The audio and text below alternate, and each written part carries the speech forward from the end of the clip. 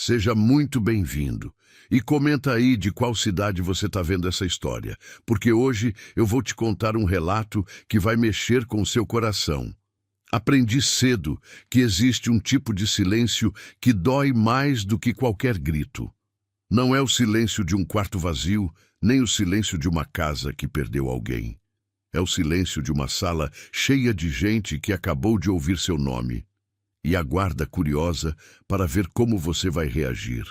Foi esse o silêncio que encontrei naquela tarde de quinta-feira, no escritório do Dr. Henrique, com suas paredes cor de areia e um ventilador de teto que girava devagar demais para fazer qualquer diferença no calor. Eu estava sentada na última cadeira do canto esquerdo. Não escolhi aquele lugar por acidente. Escolhi porque ali eu ficava um pouco de lado, um pouco fora do campo de visão de todos. Aprendi ao longo de 22 anos que quando você está entre pessoas que não te querem, o melhor lugar é aquele onde te veem o mínimo possível. Meu vestido era preto. Comprei no mercadinho da cidade, o mais simples que tinha, porque era o único que eu podia pagar naquela semana. Arnaldo tinha morrido há 18 dias, e nesses 18 dias eu não tinha dormido uma noite inteira sequer.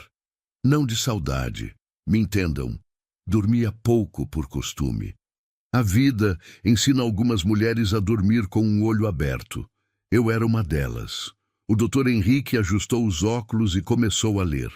Primeiro vieram os bens grandes. A Fazenda Boa Vista, com seus 400 alqueires de terra fértil, pastagem formada e gado numerado, destinada a Mateus, o filho mais velho. Mateus estava sentado na minha frente.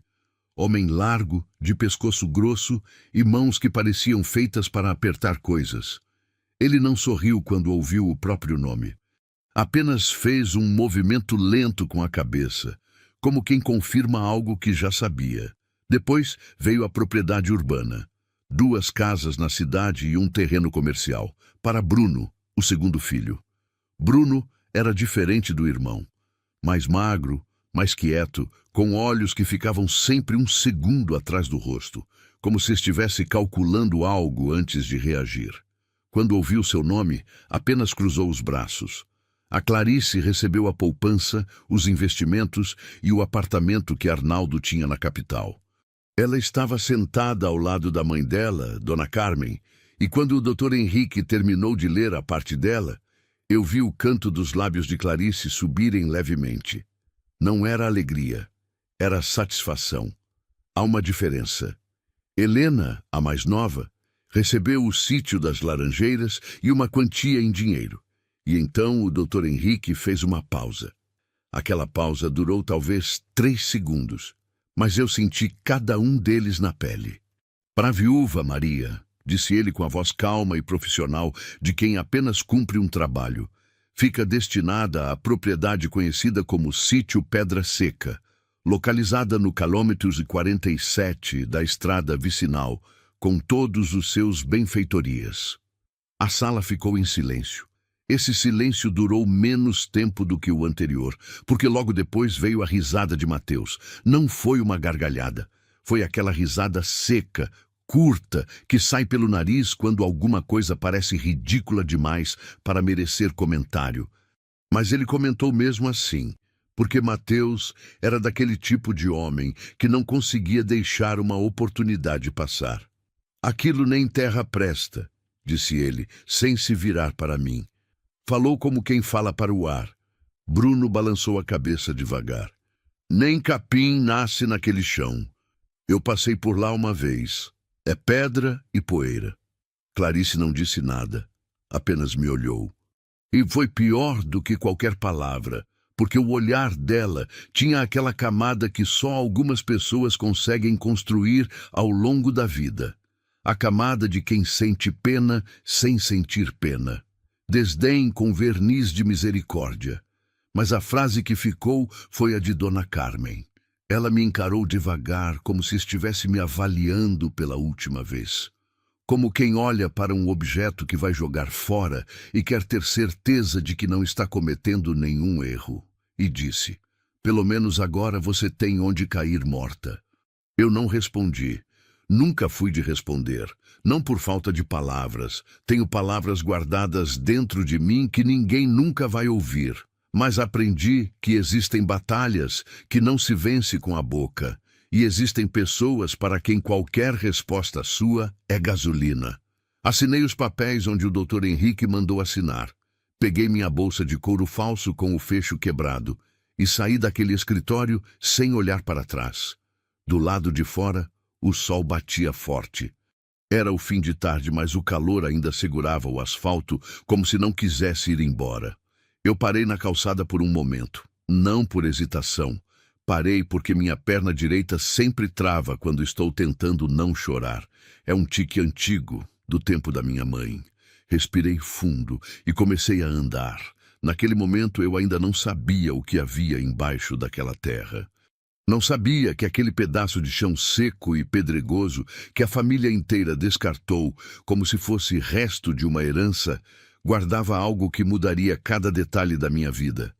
Naquele momento, eu sabia apenas uma coisa, que o nome que virou piada naquela sala ainda era o meu, Maria, e enquanto ele fosse meu, eu tinha de fazer alguma coisa com ele. Fim do capítulo 1. Posso seguir para o capítulo 2, onde Maria vai pela primeira vez ao sítio Pedra Seca e enfrenta a realidade dura do lugar. E onde começamos a construir o peso emocional da reconstrução. É só confirmar. Continue 05, 13, capítulo 2. A terra que ninguém queria. Fui ao sítio Pedra Seca numa manhã de segunda-feira. Não tinha motivo especial para escolher aquele dia. Acho que escolhi segunda porque é o dia em que as pessoas começam as coisas. E eu precisava acreditar que estava começando algo, mesmo sem saber direito o quê. Peguei o ônibus da linha rural às 6 da manhã. Era o único que passava perto daquela estrada. O motorista era um homem velho, de boné desbotado, que não falou uma palavra durante todo o trajeto. Eu agradeci mentalmente por isso. Não estava com disposição para a conversa. O ônibus estava quase vazio. Uma mulher com uma criança no colo, 2 homens com enxadas apoiadas entre as pernas e eu com minha bolsa de couro falso no colo, segurando um papel com o endereço que o Dr. Henrique tinha me dado. KM 47 da estrada vicinal. Olhei pela janela o caminho inteiro. A cidade foi ficando para trás devagar. Primeiro os prédios, depois as casas, depois os quintais com roupas no varal, depois os lotes baldios e, por fim, apenas a estrada de terra e o cerrado dos 2 lados, seco e amarelado como palha queimada. Desci no único ponto que o motorista indicou com um aceno de cabeça. Não havia placa. Não havia nada. Apenas uma abertura na vegetação que prometia ser uma estrada, mas parecia mais uma cicatriz no mato. Caminhei por quase 40 minutos. Quando cheguei, parei. Fiquei parada por um tempo que não soube medir.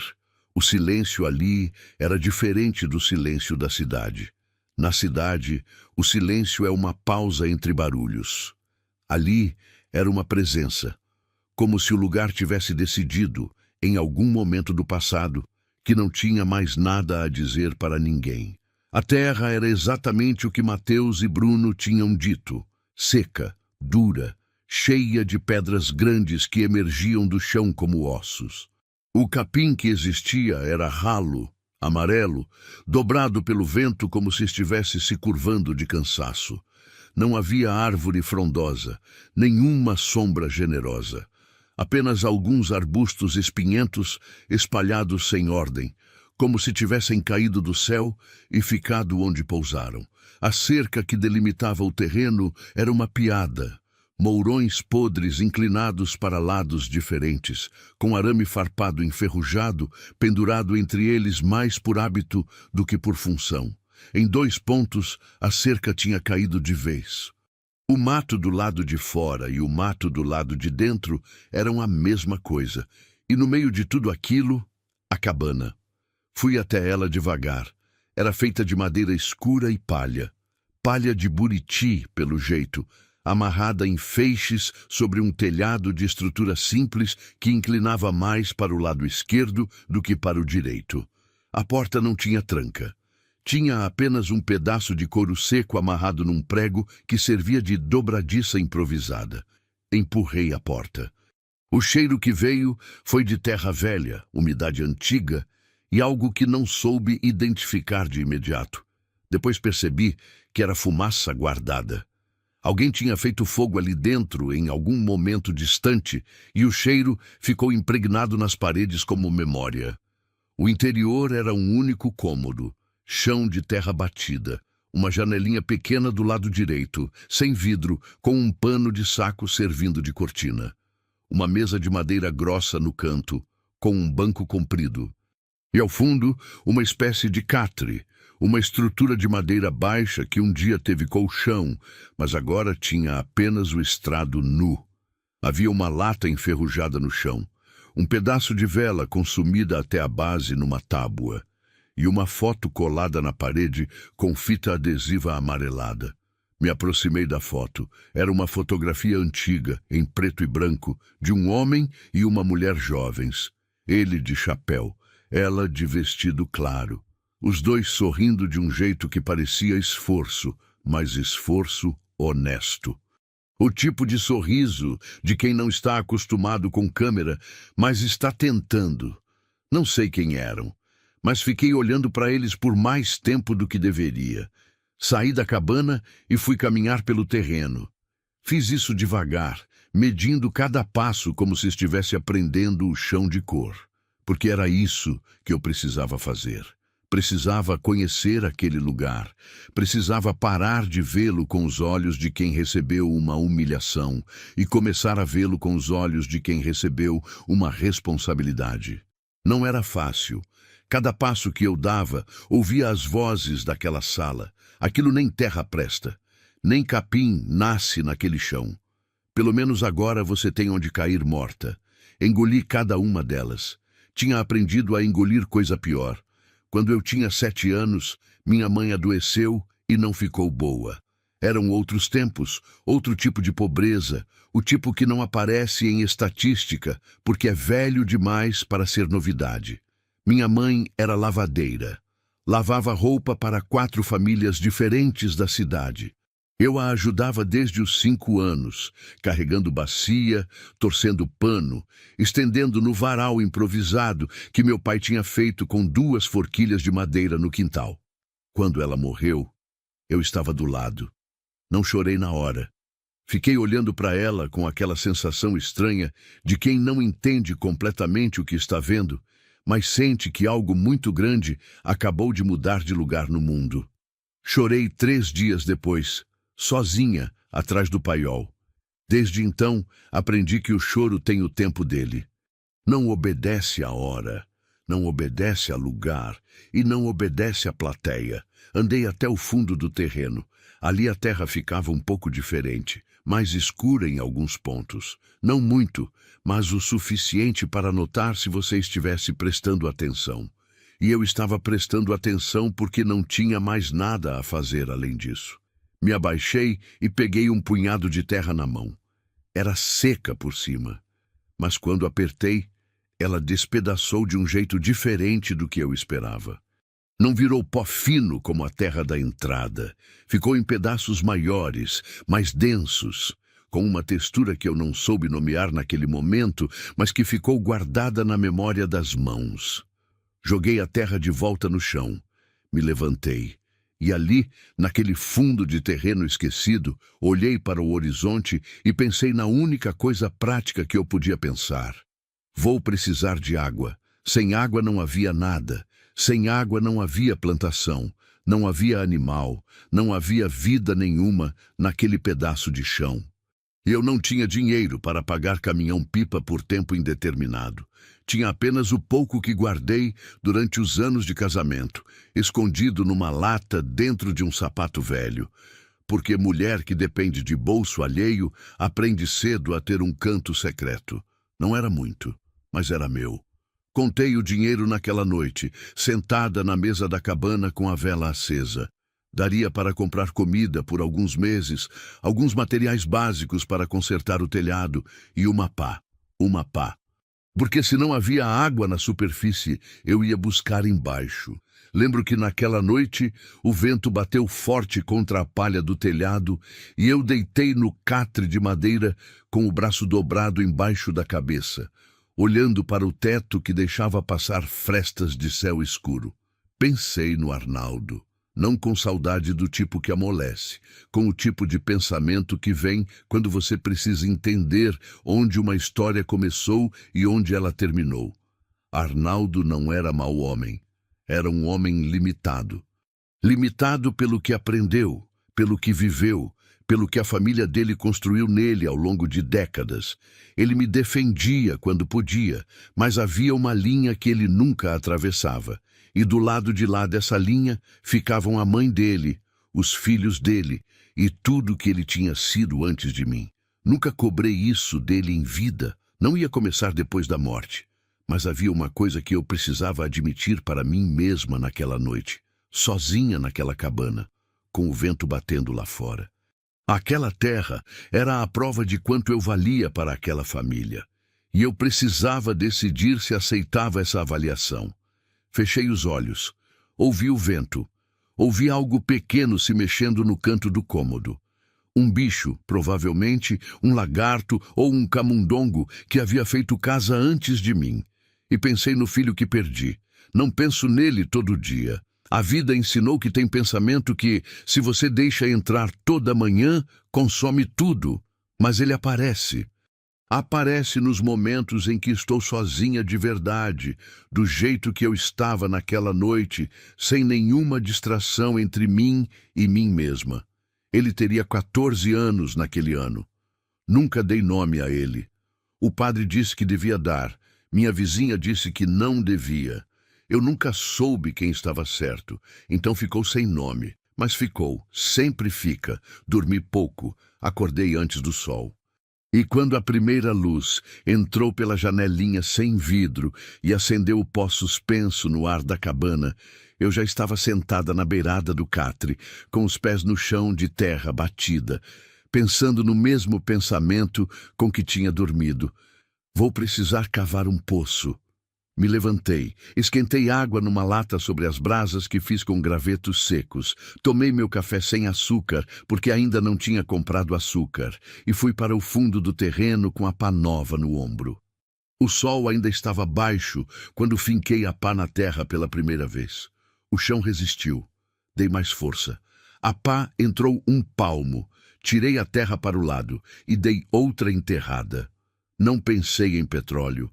Não pensei em riqueza, não pensei em nada que viesse depois.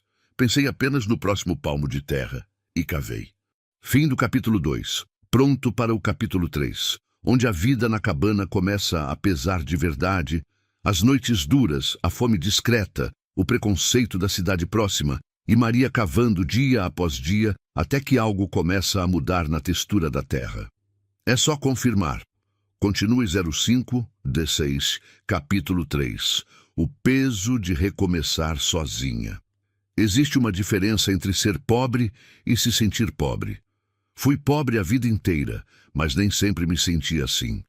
Quando minha mãe ainda era viva, a pobreza tinha cheiro de sabão e roupa molhada, tinha o barulho da bacia raspando no cimento, tinha as mãos dela, vermelhas, ásperas, mas em movimento. Pobreza em movimento tem uma dignidade que pobreza parada não tem. Mas naquelas primeiras semanas, no sítio Pedra Seca, eu conheci outro tipo. Era a pobreza do silêncio, da porta fechada que não tem ninguém do outro lado, da mesa com um prato só, da noite que demora mais do que deveria. Aprendi a diferença na pele, e a pele não esquece. Minha rotina começou a se formar quase sem que eu percebesse, porque rotina é o que o corpo inventa quando a cabeça ainda não sabe o que está fazendo. Acordava antes do sol, não por disciplina. Acordava porque o catre de madeira chegava em um ponto da madrugada onde continuava deitada nele, era mais desconforto do que descanso. Então levantava, fazia o fogo, esquentava a água, tomava o café e ia cavar. O poço era minha âncora naquele período.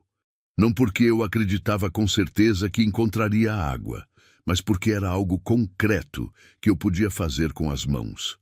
E quando tudo ao redor é incerto, ter uma tarefa concreta é o que separa uma mulher de pé de uma mulher no chão. Cavava de manhã cedo, quando o sol ainda não tinha peso. Parava quando o calor ficava insuportável. Descansava na sombra da cabana, comia alguma coisa, mandioca cozida ou uma mistura de fubá com água que minha mãe chamava de angu da necessidade. E voltava à tarde, quando o sol começava a ceder. Meus braços doíam de um jeito que ia fundo, no tipo de dor que não é superficial. Era a dor que fica no osso. Nas primeiras semanas, dormia abraçada com ela, acordava com ela, carregava ela pelo dia inteiro. Mas fui ficando mais forte. O corpo é assim. Reclama muito no começo. Depois cala e aprende. O buraco foi crescendo devagar, 1 palmo por dia, às vezes 2 quando a terra estava mais favorável. Quando batia em pedra grande, gastava horas só naquilo, quebrando, tirando pedaço por pedaço, jogando para o lado com aquela raiva contida que não tem para onde ir, então vai direto para o braço que segura a pá. Construí uma maneira de descer conforme o buraco aprofundava. Amarrei uma corda velha que encontrei na cabana, num mourão próximo, e descia me equilibrando pelas paredes de terra, que iam ficando mais firmes conforme eu aprofundava. Lá dentro era diferente. O barulho do mundo some quando você está fundo o suficiente na terra. O vento não chega. O calor fica do lado de fora. E há um silêncio ali embaixo que não é o mesmo silêncio de cima. É mais denso.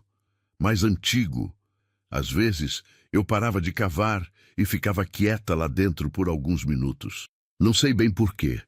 Acho que era o único lugar onde eu sentia que ninguém podia me ver.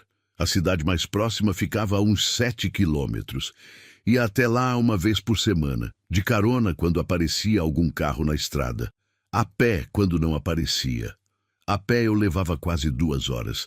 Não me importava tanto com o caminho, me importava com o que encontrava quando chegava. Porque cidade pequena tem memória longa e língua mais longa ainda. A primeira vez que entrei no mercadinho do seu Valdemar, a mulher que estava sendo atendida na frente me olhou de cima a baixo com aquele olhar que não precisa de palavras. Depois se virou para o seu Valdemar e disse alguma coisa em voz baixa que eu não ouvi, mas que fez ele dar um sorriso envergonhado na minha direção. Na farmácia, a moça do balcão demorou o dobro do tempo para me atender, apesar de não ter mais ninguém esperando. No açougue, o homem pesou minha carne numa balança diferente da que usou para o cliente anterior. Pode ser coincidência, pode não ser. Não reclamei. Aprendi há muito tempo que reclamação sem poder é só barulho. E barulho de mulher sozinha numa cidade pequena vira fofoca antes de virar respeito. Então comprava o que precisava, pagava e voltava. Mas havia uma pessoa que era diferente. Dona Sebastiana. Ela tinha uma venda pequena na beira da estrada vicinal, a uns 3 quilômetros do sítio. Uma casinha de tijolo com uma janela de madeira que abria para a rua, com os produtos expostos do lado de dentro. Sal, açúcar, fubá, querosene, pilha, linha, sabão.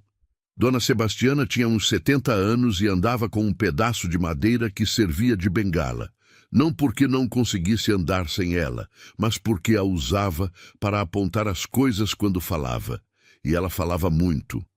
Na primeira vez que parei na venda dela, ela me olhou por cima dos óculos de aros grossos e perguntou sem rodeio nenhum: "Você é a que foi morar no Pedra Seca?" "Sou", respondi. Ela ficou me avaliando por um momento. "Veio de herança?" "Veio.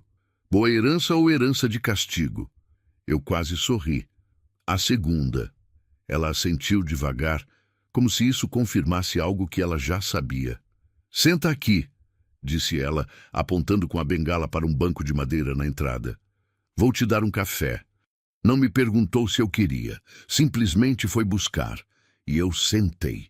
Dona Sebastiana me contou que conhecia aquela terra há décadas, que pertencera a um homem chamado Eustáquio, que morreu sem herdeiros diretos e deixou a propriedade para um sobrinho distante que nunca apareceu para tomar conta, que a terra tinha fama de ruim desde sempre. Mas fama de terra não é verdade de terra, ela disse, mexendo o café com uma colherinha de alumínio. Fama é o que os outros falam quando não querem tomar trabalho de descobrir por conta própria. Olhei para ela. A senhora acha que tem alguma coisa naquele chão? Ela deu de ombros. Não sou geóloga, mas já vi terra pior do que aquela dar surpresa. Tomei meu café e guardei aquela frase dentro de mim como quem guarda um carvão aceso para não deixar o fogo morrer. As semanas foram passando. O buraco do poço foi aprofundando. E a vida na cabana foi ganhando uma forma que não era confortável, mas era minha. Consertei o telhado com palha nova que cortei num bambuzal que encontrei no limite do terreno. Fiz isso sozinha, subindo numa escada improvisada com tábuas amarradas, errando no começo e acertando depois, como toda coisa que se aprende sem professor. Vedei as frestas das paredes com uma mistura de barro e palha que aprendi a fazer observando como as paredes antigas tinham sido feitas originalmente. O barro seco ficava duro, durava. Coloquei um pano novo na janelinha, lavei o chão de terra batida com água e um galho de vassourinha. Não ficou bonito, ficou arrumado. Há uma diferença, e naquele momento a diferença importava. Certa tarde, enquanto cavava, minha pá bateu em algo que fez um barulho diferente. Parei. Bati de novo. O mesmo som. Não era o som de pedra. Pedra tem um baque seco, definitivo. Aquilo tinha um som levemente oco, como se houvesse algo do outro lado. Me abaixei e escavei com as mãos. Era uma camada de rocha diferente, mas escura, quase preta nas bordas, com uma textura que me lembrou aquela terra que eu tinha pegado no fundo do terreno na primeira semana. Densa, diferente. Não entendi o que era, mas guardei. Naquela noite não consegui dormir mais cedo do que de costume. Fiquei sentada do lado de fora da cabana, no banco de madeira que tinha pregado na parede, olhando para o céu, que no interior é outro céu. Mais fundo, mais cheio, com estrelas que a cidade esconde atrás da sua própria luz. Pensei no filho que não ficou, pensei na minha mãe, pensei em Arnaldo, pensei nos rostos daquela sala, Mateus, Bruno, Clarice, Dona Carmen, e pensei numa coisa que nunca tinha pensado de forma tão clara antes. Toda a minha vida eu tinha sido definida pela ausência. Filha sem mãe, mãe sem filho, mulher sem marido, herdeira sem herança. E se eu continuasse deixando que as ausências me definissem, eu ia me apagar aos poucos, até não sobrar mais nada de Maria que valesse alguma coisa. Então, decidi ali, naquela noite, olhando para as estrelas que não ligavam para os meus problemas. Eu não ia ser definida pelo que me tiraram, ia ser definida pelo que eu ainda ia construir. Na manhã seguinte, acordei antes de sempre. Tomei o café no escuro ainda. E fui para o poço, com uma determinação diferente no passo. Desci pela corda, peguei a pá e comecei a escavar ao redor daquela camada escura com mais cuidado do que nunca. Fui devagar, tirando a terra em volta, expondo aquela rocha estranha que ficava mais escura quanto mais eu limpava. Cavei durante horas, o sol subiu, o suor escorria e eu nem parava para enxugar. E então, num momento que não foi dramático nem grandioso, foi apenas o momento seguinte depois de todos os outros, minha pá entrou numa fresta daquela camada. E eu senti, não vi nada ainda, mas senti uma mudança no ar. Um cheiro diferente, forte, pesado. Um cheiro que eu nunca tinha sentido antes, mas que alguma coisa muito antiga dentro de mim reconheceu imediatamente como algo que vinha de muito mais fundo do que eu jamais tinha chegado. Parei. Fiquei parada no fundo do meu poço, com a pá na mão, o coração batendo mais rápido do que o cansaço justificava. e olhei para a fresta na pedra. Não sabia ainda o que era, mas sabia que era alguma coisa. Fim do capítulo 3. No capítulo 4 chegamos ao momento da descoberta. O líquido preto subindo devagar, o engenheiro, a confirmação que vai mudar tudo. E junto com isso, o peso emocional de Maria tentando entender o que aquilo significa para uma mulher que passou a vida inteira sem ter nada. É só confirmar. Continue 05, 17, capítulo 4. O que dormia embaixo da terra. Fiquei parada no fundo daquele buraco por um tempo que não soube medir. O cheiro era forte. Não era o cheiro de terra molhada que eu já conhecia e que tem algo de vivo, de renovação. Era outro cheiro, mais denso, mais fechado, como se viesse de um lugar onde o tempo não passava da mesma forma que passa aqui em cima. Encoste a mão numa parede de terra fria e você sente que ela guarda alguma coisa. Não calor, não frio. Guarda tempo. É a única forma que encontro para explicar. Aquele cheiro era tempo guardado, muito tempo. Subi devagar pela corda. Não corri, não gritei, não fiz nenhuma daquelas coisas que as pessoas fazem nos momentos que imaginam ser dramáticos. A vida real raramente avisa quando está mudando de direção. Ela muda em silêncio e você percebe depois, quando olha para trás e vê que o caminho virou numa curva que você nem notou enquanto passava por ela. Sentei na beira do buraco com as pernas para dentro. Tirei o chapéu de palha que usava para trabalhar. Enxuguei o rosto com o pano que carregava no bolso. E fiquei olhando para aquela fresta escura lá embaixo. O cheiro ainda subia. Fraco, mas constante. Como respiração. Pensei durante um longo tempo. Depois me levantei. Sacudi a terra da saia e fui até a cabana buscar o único caderno que tinha. Um caderno de capa dura que comprei na papelaria da cidade para anotar contas e gastos. Voltei à beira do poço e escrevi o que tinha visto e cheirado, com a letra miúda de quem aprendeu a economizar papel. Terra preta, camada de rocha diferente, fresta, cheiro forte, pesado. Não é água. Olhei para o que escrevi. E embaixo acrescentei uma pergunta que eu não sabia responder. O que é isso? Naquela noite fui até a venda de Dona Sebastiana. Ela estava fechando quando cheguei, recolhendo os produtos da janela com aquela lentidão de quem não tem pressa porque já aprendeu que pressa não adianta. Voltou cedo, disse ela sem se virar. Preciso perguntar uma coisa. Ela terminou de recolher o último pacote e me olhou. Então pergunta. Quando a senhora disse que já viu terra pior dar surpresa, falei devagar, escolhendo as palavras. Que tipo de surpresa a senhora estava pensando? Dona Sebastiana ficou me olhando por um momento. Depois, apoiou a bengala no chão e cruzou os braços. Por que você está perguntando isso? Porque encontrei alguma coisa no poço que estou cavando. Não sei o que é. Tem um cheiro forte. A terra ficou preta numa camada funda. Ela não respondeu de imediato. Ficou pensando com aquela cara de quem está vasculhando gavetas antigas dentro da cabeça. Cheiro de quê? Ela perguntou. Procurei a palavra certa. Pesado. Como querosene, mas mais forte, mais cru. Dona Sebastiana ficou muito quieta. Depois disse apenas, você precisa chamar alguém que entende de terra. Que tipo de alguém? Engenheiro. Geólogo. Alguém com estudo nisso. Ela fez uma pausa. Mas Maria... Sim? Não fala disso para mais ninguém antes. O jeito que ela disse aquilo ficou comigo a noite inteira. Não foi fácil encontrar a pessoa certa. Eu não tinha contato com engenheiro nenhum. Não tinha telefone de geólogo guardado. Não tinha nem internet no sítio, apenas o que eu conseguia no celular quando havia sinal, que era raro e instável como tudo que depende de condição favorável. Fui até a cidade e perguntei na prefeitura. A moça do balcão me olhou com aquela expressão de quem está atendendo alguém que não deveria estar ocupando o tempo dela, mas disse o nome de um engenheiro que trabalhava numa cidade a 90 quilômetros. Um homem chamado Cláudio Rezende, que fazia laudos de terreno para construtoras da região. Anotei o número. Fui até o orelhão da praça.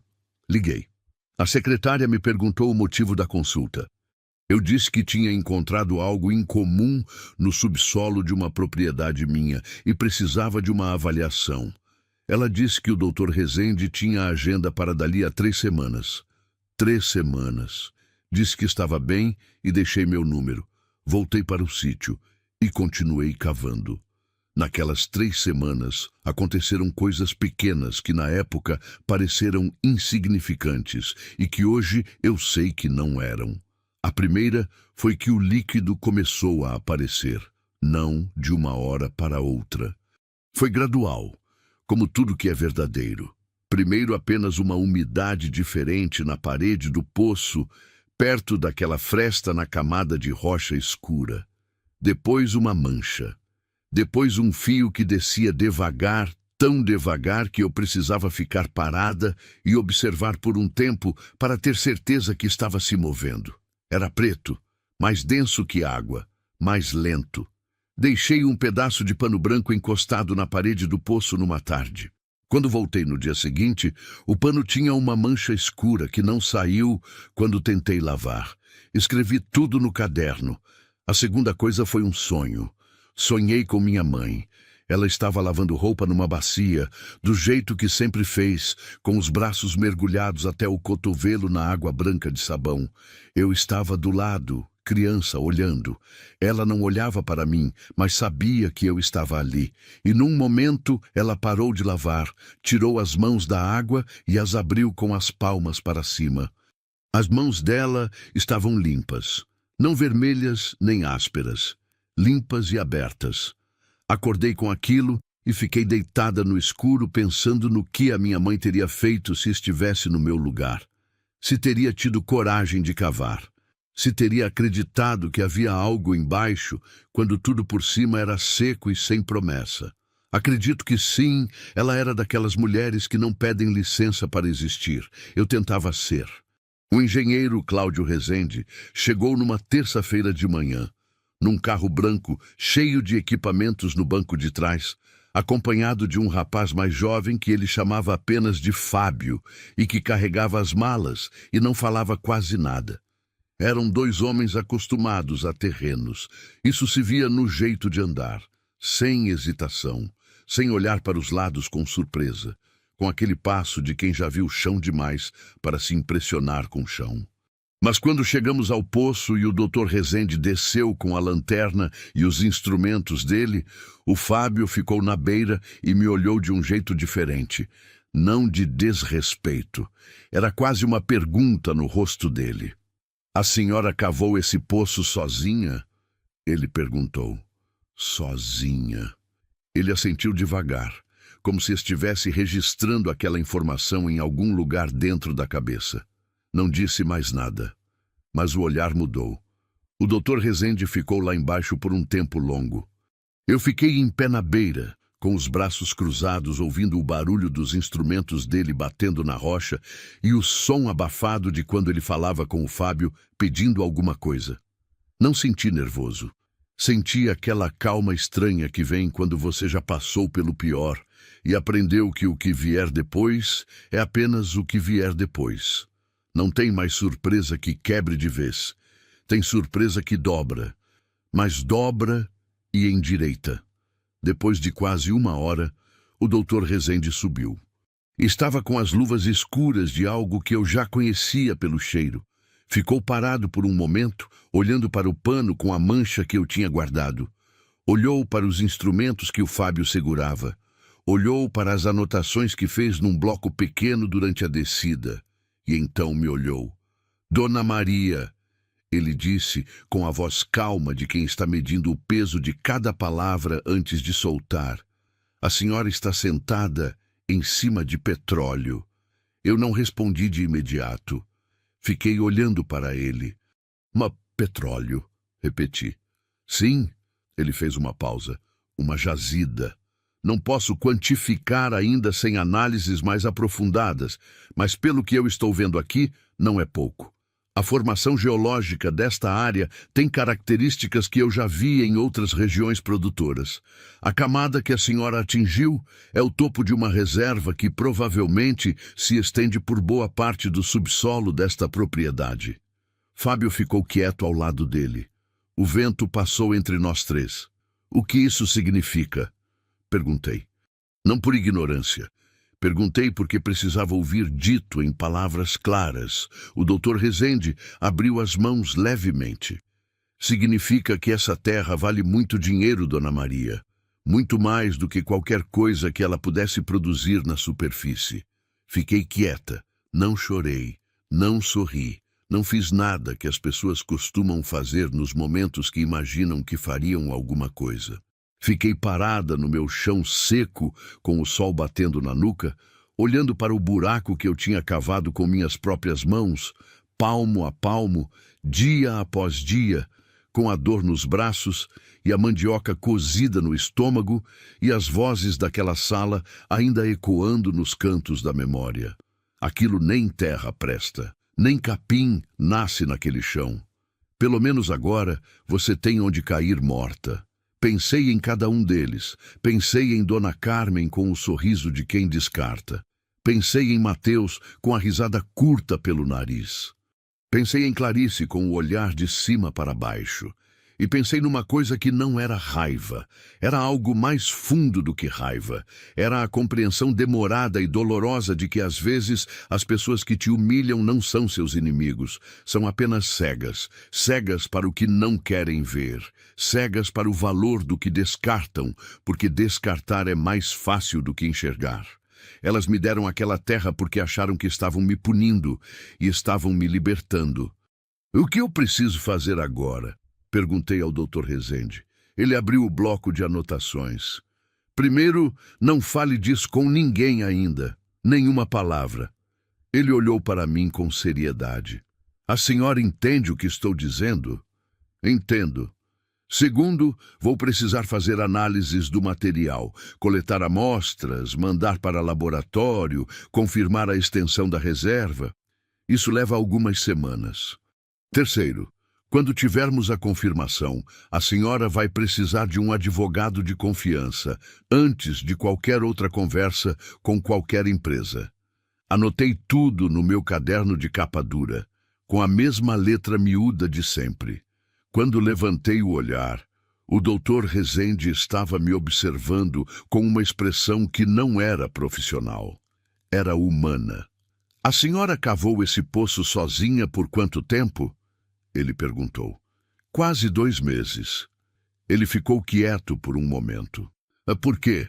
Quero dizer, sem saber o que havia lá embaixo? Pensei na resposta.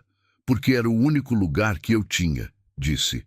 E quando a gente só tem um lugar, aprende a ir fundo nele. Ele não respondeu, mas guardou aquilo. Eu vi. Naquela noite sentei do lado de fora da cabana como de costume. O céu estava aberto.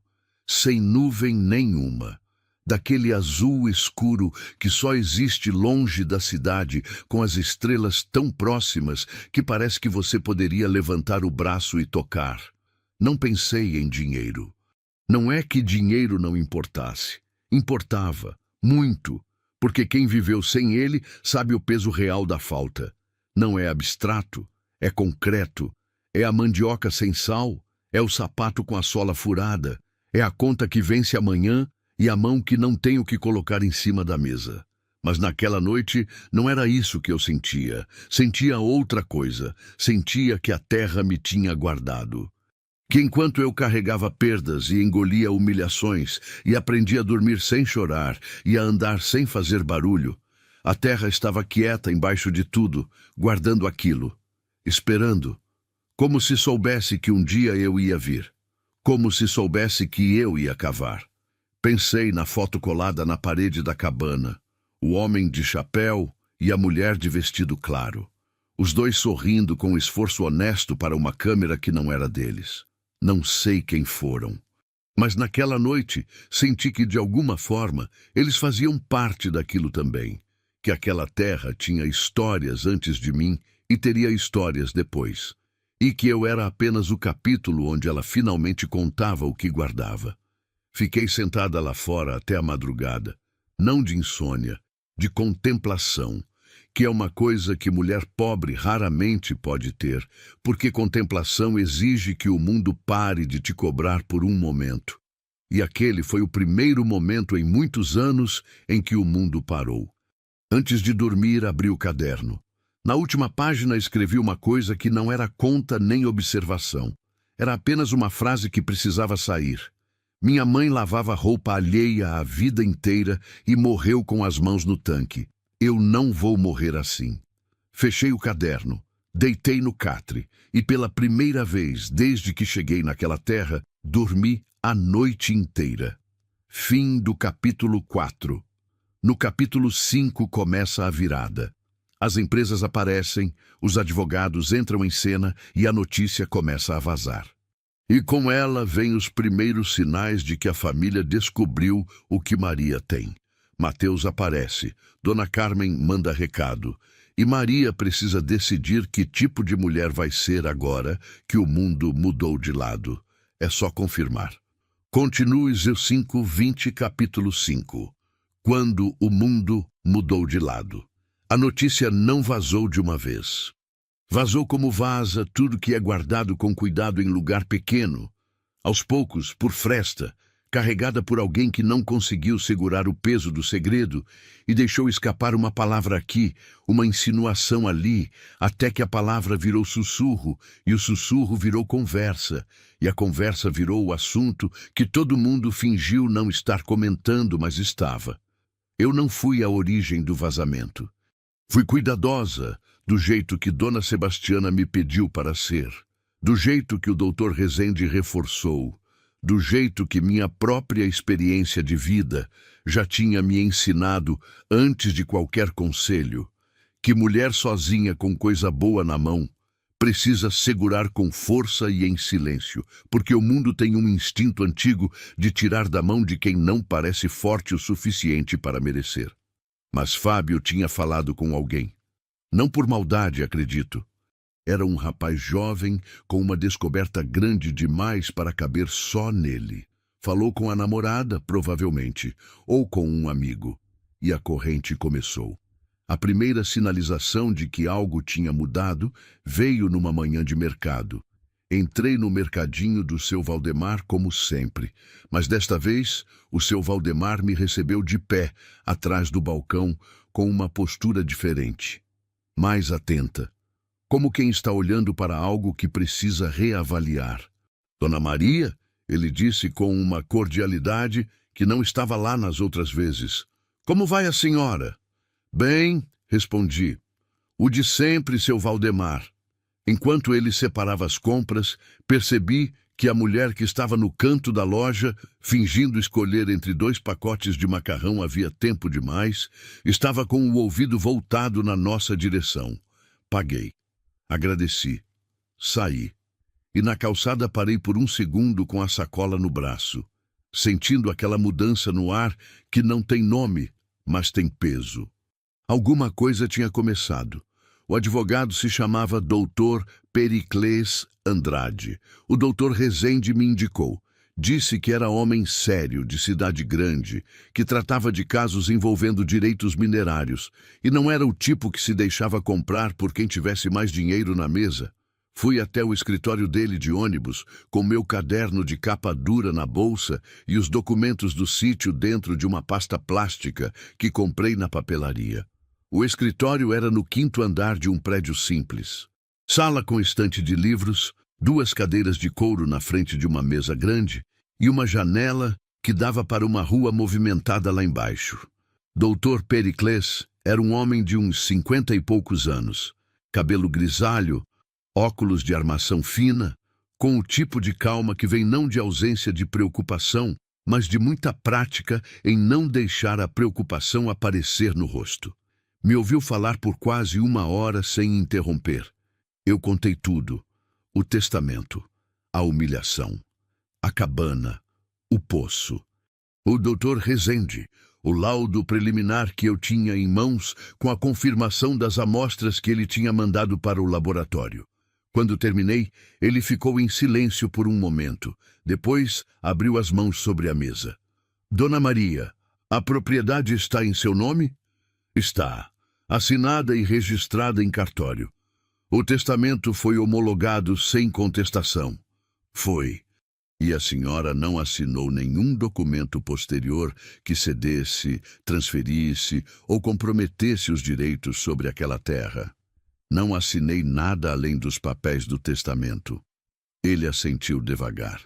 Então a senhora está em posição muito melhor do que imagina. Olhei para ele.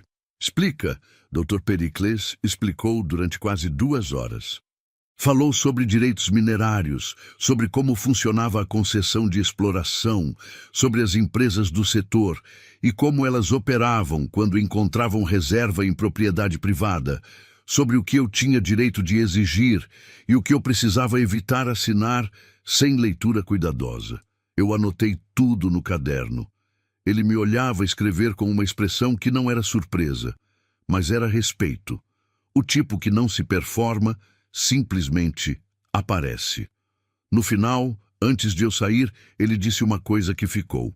A senhora vai receber propostas. Algumas vão parecer generosas, algumas vão parecer urgentes, algumas vão vir acompanhadas de pressão e de gente que vai tentar fazê-la sentir que não tem escolha ou que não tem capacidade de entender o que está assinando. Ele fez uma pausa. Não assine nada sem me ligar primeiro. Nada. Nem um papel simples, nem um protocolo, nem uma carta de intenção. Nada. Entendido, disse. E Dona Maria? Sim. Se a família souber, e vão saber, vão aparecer. Esteja preparada para isso. Saí do escritório com o sol batendo forte na calçada e aquela frase caminhando junto comigo. Vão aparecer. Apareceram antes do que eu esperava. Foram 23 dias depois da minha visita ao Dr. Pericles. Eu estava na parte de trás do terreno, limpando o mato com uma enxada, quando ouvi um carro na estrada vicinal. Carro grande, pelo barulho. Motor novo. Não era o tipo de veículo que passava normalmente por aquela estrada de terra. Parei de trabalhar. Fui devagar até a frente do sítio. O carro era uma caminhonete prata, com os pneus ainda limpos demais para ter vindo de longe pela estrada de terra, o que significava que tinha chegado pela via asfaltada e entrado na vicinal fazia pouco. A porta abriu e Mateus desceu. Ele estava diferente do dia do testamento. Não nos trajes, continuava com a mesma roupa de homem que se acha importante, calça social, cinto de couro, relógio no pulso. Mas no rosto havia algo que eu nunca tinha visto nele antes. Incerteza. É uma coisa curiosa de observar num homem que passou a vida inteira certo de tudo. A incerteza muda a geometria do rosto, afroxa os ângulos, deixa os olhos com um movimento a mais, aquele movimento de quem está procurando onde pisar antes de dar o passo. Ele parou a alguns metros de mim. Me olhou. Maria. Mateus. Houve um silêncio. Do tipo que os dois lados deixam existir porque nenhum quer ser o primeiro a mostrar o que veio fazer. Eu deixei o silêncio durar mais do que ele estava confortável. Aprendi que silêncio é poder quando você não está com medo de ele continuar. Fiquei sabendo de umas conversas, ele disse por fim, sobre o sítio. Que tipo de conversas? Que tem gente interessada na terra? Não respondi. Apenas fiquei olhando para ele, com a mesma expressão que ele provavelmente usou na sala do Dr. Henrique quando eu assinei os papéis sem dizer palavra. Ele mudou o peso do corpo de um pé para o outro. Olha, Maria, a gente sabe que a divisão do testamento talvez não tenha sido a mais justa. Meu pai era um homem complicado, você sabe como ele era. As coisas foram feitas de um jeito que... Mateus, interrompi. Ele parou. Eu ouço o que você veio dizer se você disser direto. Não tenho tempo para rodeio. Ele fechou a boca. Abriu de novo. Queríamos propor um acordo. A família compra o sítio de você por um valor justo. Você fica com o dinheiro, resolve sua vida. Não precisa ficar aqui nessa... Não. A palavra saiu antes que ele terminasse. Curta, sem variação de tom, sem explicação. Ele piscou. Você nem ouviu o valor. Não preciso ouvir. Maria, seja razoável. Você não entende o tamanho do... Entendo exatamente o tamanho, disse. Por isso a resposta é não. Mateus ficou me olhando por um momento longo, e eu o deixei olhar, porque havia algo naquele momento que eu precisava sentir por inteiro. A inversão.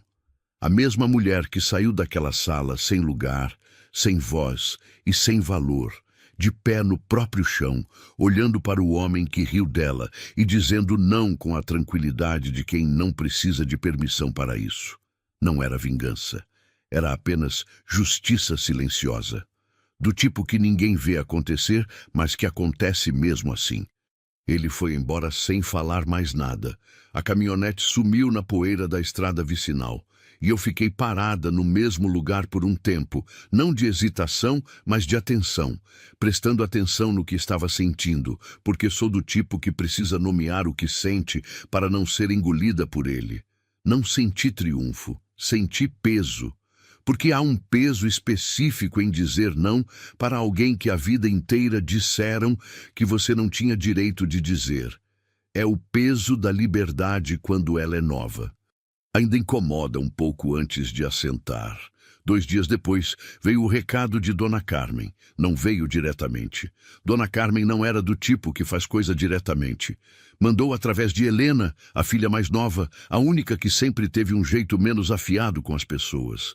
Helena apareceu numa tarde. Veio a pé da estrada, sem carro, com um vestido simples e um jeito de carregar o corpo que mostrava que ela não estava confortável com aquela missão. Eu fiz café. Sentamos do lado de fora. Helena ficou um tempo segurando a xícara antes de falar. Minha mãe quer que você saiba, ela começou, com aquela voz de quem está repetindo coisa decorada, que o senhor Arnaldo, antes de falecer, conversou com ela sobre a divisão dos bens, e que a intenção nunca foi prejudicar você, mas proteger o patrimônio da família. Tomei meu café. Helena, disse com calma, sua mãe falou na frente de um escritório inteiro de gente que eu tinha onde cair morta. Isso não é proteção de patrimônio. Isso é outra coisa. Helena abaixou os olhos, e eu soube naquele momento que ela sabia, que ela sempre soube que aquilo tinha sido errado, que havia nela uma parte que se envergonhou naquele dia e que continuava envergonhada. Eu sei, ela disse baixinho. Eu sei, Maria. Ficamos em silêncio por um momento. O que sua mãe quer de verdade, Helena? Ela levantou os olhos. Ela quer uma parte, uma porcentagem. Diz que a terra pertenceu à família por geração e que tem direito histórico sobre... Não tem, disse simplesmente. E ela sabe que não tem. Por isso mandou você e não veio ela mesma. Helena não respondeu, mas o silêncio dela era confirmação suficiente. Depois que Helena foi embora, eu fui até a cabana. Sentei na beirada do catre e fiquei pensando numa coisa que o Dr. Periclés tinha me dito na primeira consulta, quase de passagem, mas que tinha ficado guardada. O maior risco para uma mulher na sua posição não é a empresa que quer explorar a terra. É a família que acha que tem direito sobre o que você construiu. Família. Pensei nessa palavra com o cuidado que ela merecia. Família não era só sangue. Era escolha. Era quem fica quando não tem motivo fácil para ficar. Era quem aparece sem câmera. Era quem não aparece quando o cheiro é de petróleo, e sim quando o cheiro é de necessidade. Por esse critério, minha família era a dona Sebastiana com a bengala e o café sem pedir. Era o doutor Rezende parando na beira do poço e perguntando se eu tinha cavado sozinha. Era Fábio, que errou ao falar, mas olhou para mim com respeito antes disso. Aquela gente que foi ao testamento para rir não era família, era plateia. E plateia não tem direito sobre o espetáculo. As empresas começaram a aparecer na semana seguinte. Primeiro uma, depois 2. Depois 3 ao mesmo tempo, com representantes de terno, que chegavam em carros que nunca tinham visto estrada de terra, com pastas cheias de documentos e propostas que eles descreviam como únicas e urgentes. Eu recebia todos. Ouvia tudo. Anotava no caderno e dizia que precisava consultar meu advogado. A expressão deles quando eu dizia isso era interessante. Havia sempre uma fração de segundo de surpresa, não ofensiva, mas reveladora. A surpresa de quem não esperava aquela resposta daquela mulher naquele lugar. Guardei cada uma dessas surpresas. Não de mágoa, de informação. Numa tarde, entre uma visita e outra, fui até o poço. Não para trabalhar, apenas para olhar. O líquido preto subia devagar pela fresta, como sempre, silencioso, paciente, sem pressa de lugar nenhum, porque terra não tem pressa. Terra tem permanência, que é diferente. Me abaixei na beira e pensei em tudo o que estava acontecendo. As empresas, os advogados, Mateus, Dona Carmen, Helena, o café de Dona Sebastiana, o sonho da minha mãe com as mãos abertas e limpas. Pensei no filho sem nome. Pensei no Arnaldo. Pensei na menina de 7 anos que ficou olhando para a mãe morta sem chorar, porque não entendia ainda o tamanho do que estava perdendo. E pensei que talvez a vida não seja uma linha reta que vai de perda em perda até acabar. Talvez seja uma terra, com camadas, com o que está na superfície que qualquer um vê, o chão seco, a pedra, o mato ralo, a cabana torta, e com o que está embaixo, que só aparece para quem tem coragem de cavar. Me levantei, sacudi a terra das mãos e fui atender o próximo representante que estava esperando na sombra da cabana com a pasta no colo e a proposta preparada. Desta vez, eu cheguei antes que ele abrisse a boca. "Pode começar", disse, sentando no banco de madeira com o caderno aberto no colo. "Mas saiba que tenho advogado, tenho laudo técnico, tenho documento registrado em cartório e não assino nada hoje." Ele piscou, ajustou a gravata e começou a falar de um jeito ligeiramente diferente do que provavelmente havia planejado. Anotei tudo, sem pressa, do jeito de quem aprendeu que o tempo trabalha para quem não tem medo de esperar. Fim do capítulo 5. No capítulo 6, o capítulo final, chegamos à resolução. O acordo assinado, a vida que começa a mudar de forma concreta, o reencontro definitivo com a família e a reflexão final de Maria sobre o que a terra lhe ensinou. É o capítulo do fechamento e da dignidade conquistada. É só confirmar. Continue 0523, capítulo 6. O que a terra me ensinou. Assinei o contrato numa quinta-feira de manhã, não por acaso. Escolhi quinta porque foi numa quinta que o Dr. Henrique leu o testamento e a sala inteira riu do meu nome. Não contei isso para ninguém. Não precisava. Era uma coisa entre mim e o calendário, o tipo de simetria pequena que não muda nada no papel, mas organiza alguma coisa dentro da pessoa que viveu os dois momentos. O escritório do Dr. Periclés estava diferente naquela manhã. Havia mais gente, 2 representantes da empresa, um consultor técnico, uma assistente que ficou o tempo inteiro com um tablet na mão digitando coisas, e o próprio Dr. Periclés na cabeceira da mesa com aquela calma treinada que eu já reconhecia como a armadura profissional dele. Eu cheguei de ônibus como sempre, com a bolsa de couro falso, com o caderno de capa dura dentro, com o vestido azul escuro que tinha comprado na semana anterior, não caro, não extravagante, mas escolhido por mim, para aquele dia específico. Porque há momentos que merecem uma roupa escolhida, não para impressionar, para marcar. Dr. Periclés passou 3 horas revisando cada cláusula comigo antes de qualquer assinatura. Eu acompanhei cada linha. Os representantes da empresa olhavam para o relógio de vez em quando, com aquela impaciência discreta de quem está acostumado a que as coisas andem no ritmo deles. Mas o Dr. Periclés não se apressava, e eu menos ainda. Aprendi que pressa em mesa de negociação é fraqueza disfarçada de eficiência. Quando chegou a cláusula de royalties, a porcentagem que eu receberia sobre cada barril extraído da minha terra, o consultor técnico da empresa tentou uma última vez reduzir o percentual, argumentando com termos técnicos e projeções que ele apresentou num tom de quem está fazendo um favor. Eu deixei ele terminar. Depois olhei para o Dr. Pericles. Ele apenas fez um movimento quase imperceptível com a cabeça. O percentual permanece como acordado, disse eu. O consultor olhou para mim. Dona Maria, se a senhora considerar o volume projetado, mesmo com um percentual menor, o percentual permanece, repeti, com a mesma voz, com a mesma calma. Houve uma pausa, e ele assentiu. Assinei na última página com a caneta que o Dr. Pericles me ofereceu. Minha letra nunca foi bonita. É miúda e inclinada, a letra de quem aprendeu a escrever em caderno barato com lápis curto. Mas estava lá, clara, definitiva. Maria. Uma palavra que tinha virado piada numa sala e agora estava no rodapé de um contrato que mudava tudo. Saí do escritório sozinha. O Dr. Pericles me acompanhou até a porta e disse que me ligaria assim que o processo de registro fosse concluído.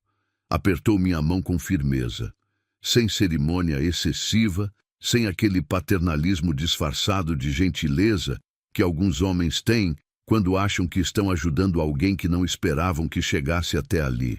Apenas aperto de mão. Igual.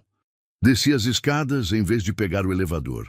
Precisava do tempo que 5 lances de escada dão para organizar o que estava sentindo. Não era euforia. Era algo mais quieto e mais fundo. Era o sentimento específico de quem terminou de atravessar algo muito longo e muito difícil e chega do outro lado sem energia para comemorar, mas com uma clareza que não existia antes. Clareza sobre quem é. Clareza sobre o que resistiu. Clareza sobre o tamanho do caminho percorrido. Na semana seguinte fui ao sítio pela última vez como era. Não estava me despedindo. Ia continuar sendo minha terra, meu chão registrado, meu nome no papel. Mas sabia que as máquinas chegariam em breve, que a paisagem mudaria, que a cabana de palha e o poço cavado à mão seriam engolidos pela estrutura de uma operação muito maior do que eu. Queria ver antes, queria guardar. Cheguei de manhã cedo, como sempre. Fiz o café na lata sobre as brasas. Tomei devagar, sentada no banco de madeira do lado de fora, olhando para o chão que começava a clarear com o sol ainda baixo. Aquela terra continuava igual à primeira vez que a vi, seca na superfície, pedras emergindo do chão como ossos, o mato ralo e amarelado, a cerca torta que nunca consertei de vez. Mas eu não era mais a mesma mulher que tinha sentado nela e chorado sem conseguir parar. Essa mulher ainda estava dentro de mim. Não desapareceu, não foi substituída, não precisava ser. Ela era parte da construção. Era a base. Era o fundo do poço de onde tudo tinha subido. Mas sobre ela havia camadas novas agora. Camadas de terra cavada com as próprias mãos. Camadas de noites atravessadas. Camadas de não ditos em voz baixa para pessoas que esperavam desespero. Camadas de café tomado sozinha de manhã, sem que a solidão virasse derrota. Entrei na cabana pela última vez. Fui até a parede do fundo. A foto ainda estava lá. O homem de chapéu, a mulher de vestido claro. Os dois sorrindo com esforço honesto para a câmera, que não era deles. Tirei a foto com cuidado, descascando a fita adesiva amarelada devagar para não rasgar. Guardei dentro do caderno de capa dura. Não sei quem foram, mas eles estiveram naquela terra antes de mim. Viveram naquela cabana. Talvez também tenham sentado na beira do poço sem saber o que havia embaixo. Talvez também tenham olhado para aquele chão seco e tentado entender o que fazer com ele. Levei eles comigo. Porque a história de uma terra não começa em quem a recebe num testamento. Começa em todos que pisaram nela antes. O reencontro com a família aconteceu sem que eu planejasse. Estava no cartório da cidade resolvendo um registro quando Clarice entrou com um envelope na mão e parou quando me viu. Ficamos as duas paradas por um segundo.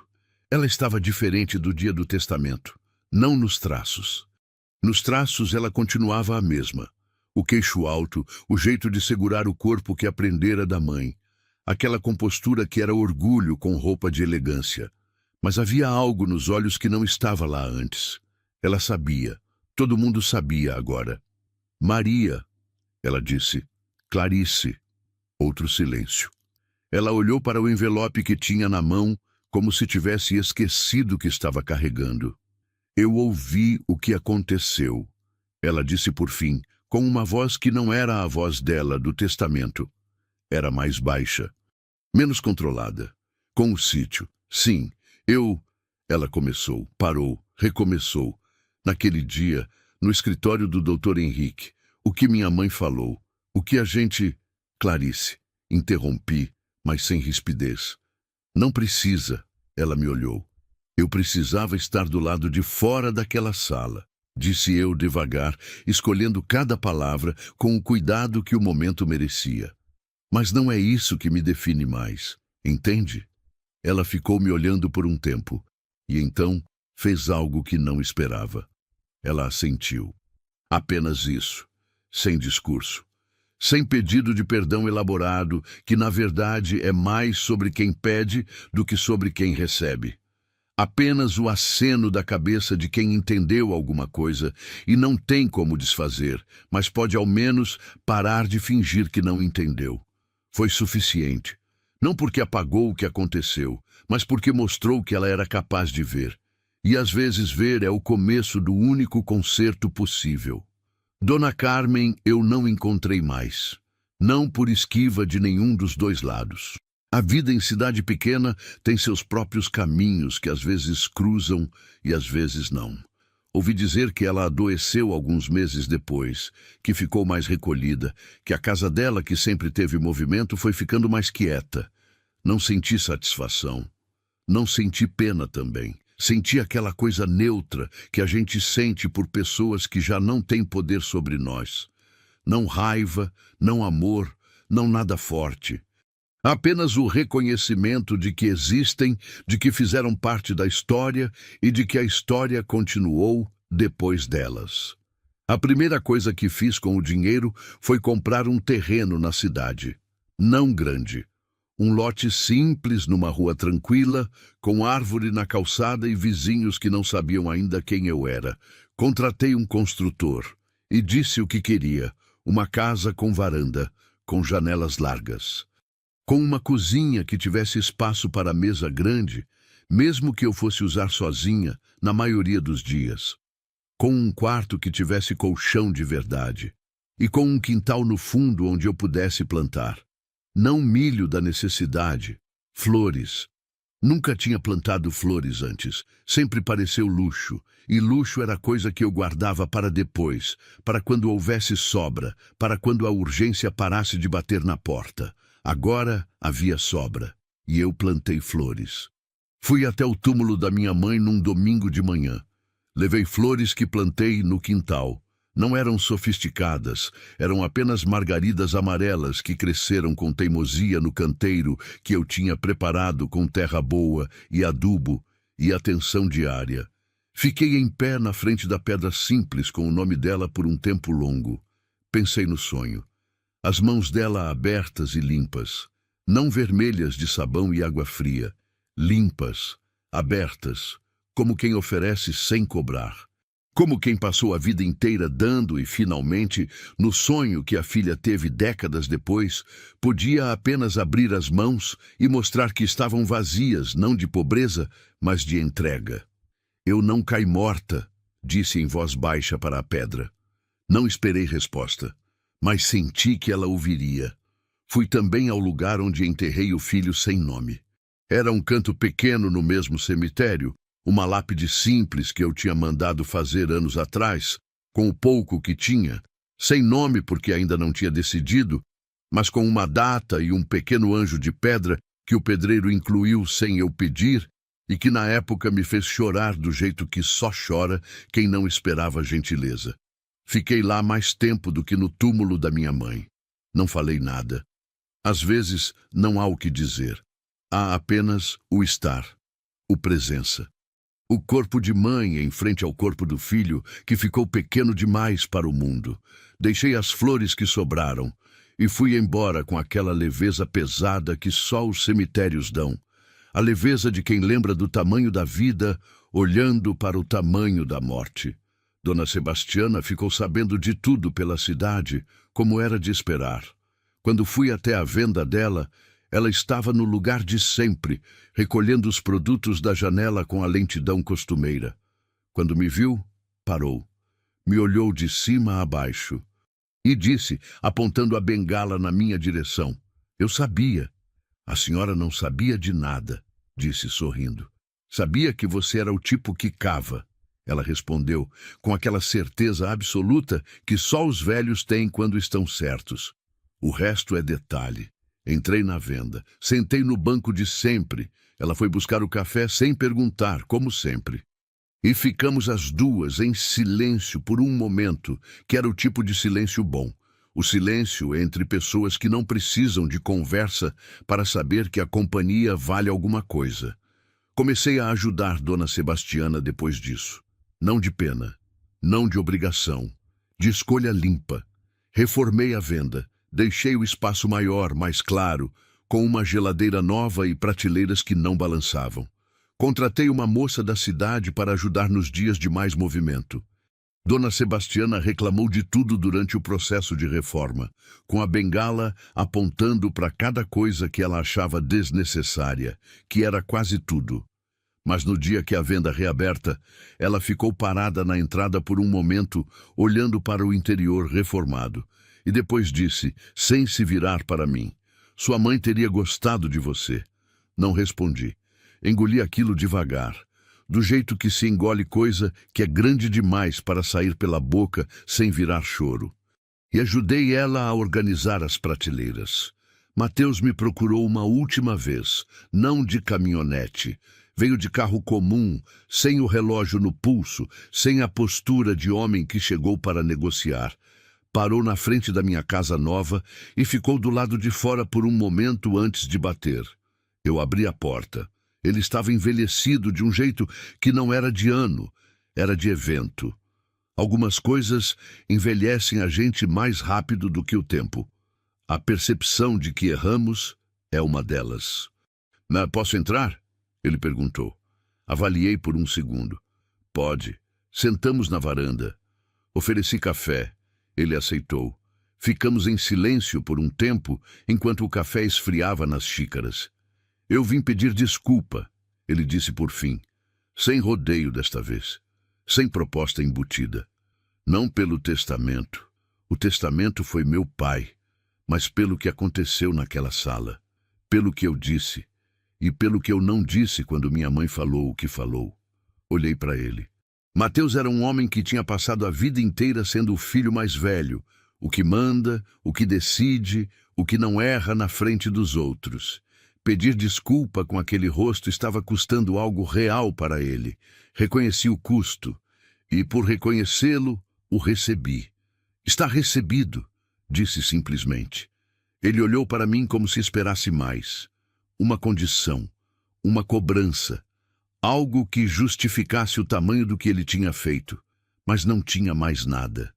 Porque guardar ressentimento de pessoa que reconhece o erro é um peso que eu não estava mais disposta a carregar. Já carreguei peso suficiente, já engoli choro suficiente, já andei com dor suficiente no osso do braço de tanto cavar. Estava na hora de andar mais leve. "Toma o café antes de esfriar", disse. E ele tomou. Há uma coisa que a terra me ensinou que nenhuma escola teria conseguido. Que o valor de alguma coisa não está no que os outros enxergam nela. Está no que ela guarda. A minha terra era seca, pedregosa, sem graça, sem promessa visível. Era o descarte de uma família que me descartou junto com ela. Era o prêmio de consolação de um testamento escrito para humilhar. Mas embaixo de tudo aquilo havia algo que ninguém viu, porque ninguém teve paciência de olhar. E talvez seja assim com tudo que vale alguma coisa de verdade. A pessoa que parece fraca demais cava mais fundo do que imaginam. A mulher que fica quieta guarda mais do que falam. A vida que parece só perda tem camadas que a dor ainda não alcançou. Eu não era exceção. Era apenas alguém que não parou de cavar quando a terra ficou difícil. Tem uma manhã que guardo como se fosse objeto. Alguns meses depois do contrato assinado, quando as máquinas já tinham chegado ao sítio e o processo de extração estava nos primeiros estágios, fui até lá uma última vez. Não entrei. Fiquei na beira da estrada vicinal do lado de fora da cerca, olhando para o terreno que não parecia mais o mesmo. Havia equipamentos, havia estrutura, havia movimento de gente e máquina que transformava a paisagem num ritmo que a terra sozinha nunca teria. O poço que eu cavei não existia mais como eu o deixei. Tinha sido expandido, integrado à estrutura maior, absorvido pela operação. Mas eu sabia onde ele tinha sido. Sabia cada palmo daquela descida. Sabia o cheiro do ar lá embaixo. Sabia o barulho diferente da pá quando bateu naquela camada escura pela primeira vez. E sabia que nenhuma máquina no mundo podia tirar de mim o fato de que fui eu que cheguei lá primeiro, com uma pá velha, com as mãos cheias de ferida, com mandioca cozida no estômago e as vozes de uma sala de testamento ainda ecoando na memória. Fui eu. Voltei para casa pela mesma estrada de sempre. O sol estava alto, a poeira levantava atrás dos meus passos e assentava devagar quando eu passava. Pensei na menina de 7 anos atrás do paiol. Pensei na mulher de vestido preto no canto esquerdo daquela sala. Pensei em cada versão de mim que tinha existido entre as duas. E pensei que talvez a maior riqueza que encontrei naquela terra não fosse o petróleo, fosse a prova de que eu era capaz de cavar, de que podia ir mais fundo do que achavam, de que havia algo de valor embaixo de tudo que tentaram descartar. Não só na terra, em mim. Meu nome é Maria. Fui humilhada num testamento. Recebi um pedaço de chão seco, uma cabana de palha e o desprezo de uma família inteira como herança. Cavei um poço com minhas próprias mãos porque não tinha outra escolha. E encontrei petróleo. Mas o que encontrei de mais importante não estava no subsolo de nenhuma propriedade. Estava no lugar que ninguém pensou em olhar, no lugar que eu mesma demorei uma vida para aprender a olhar, dentro de mim. Onde sempre houve, debaixo de tudo que me tiraram, e de tudo que perdi, e de tudo que engoli em silêncio, uma mulher que não parava, que cavava mais um palmo, e mais um, e mais um, até chegar onde precisava chegar. Fim.